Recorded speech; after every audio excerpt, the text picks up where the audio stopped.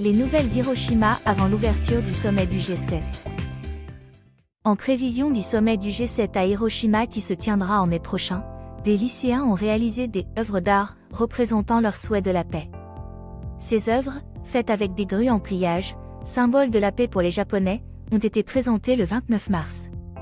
Ces deux œuvres d'art géantes de plus de 2 mètres chacune, sont exposées dans le centre commercial Kamiyacho Shareo, dans la ville d'Hiroshima.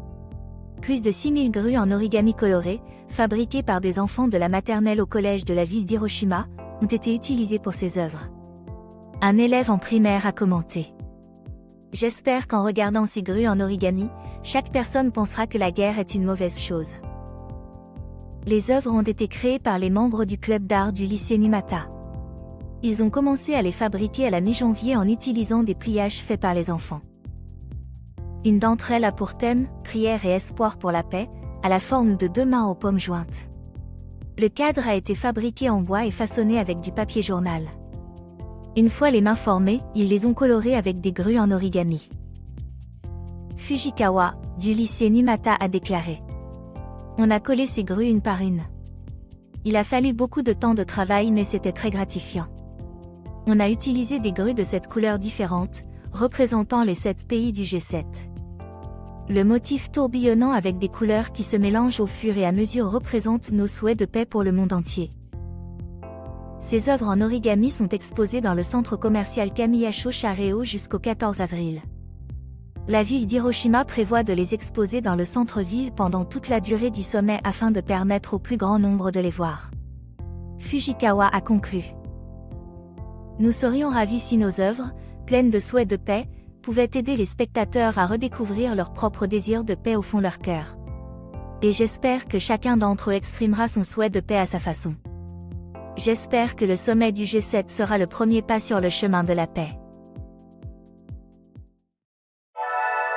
Le sujet suivant.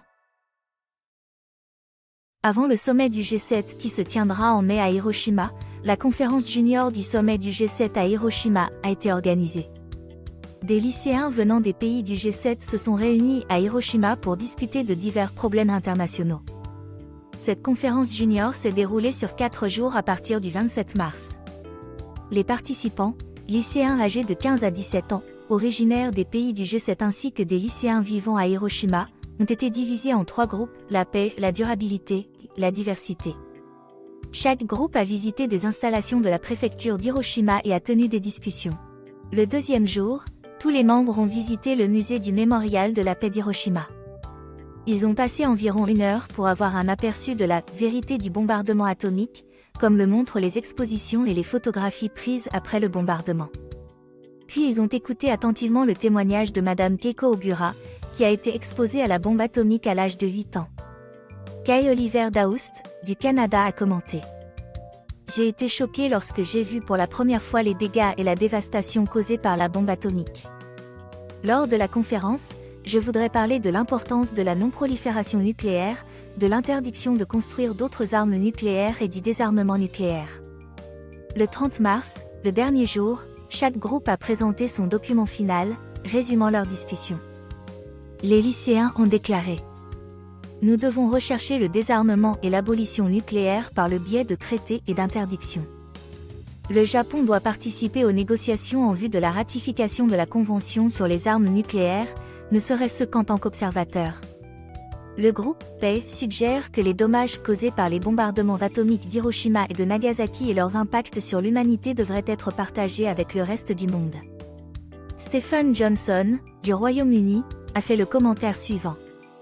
J'espère que pendant le sommet du G7 à Hiroshima, les chefs d'État et de gouvernement auront des discussions fructueuses et trouveront des solutions concrètes qui conduiront à la paix dans le monde. J'espère que nos discussions et nos propositions seront intégrées au sommet. Les documents finaux des lycéens sont publiés sur le site web du conseil préfectoral du sommet d'Hiroshima.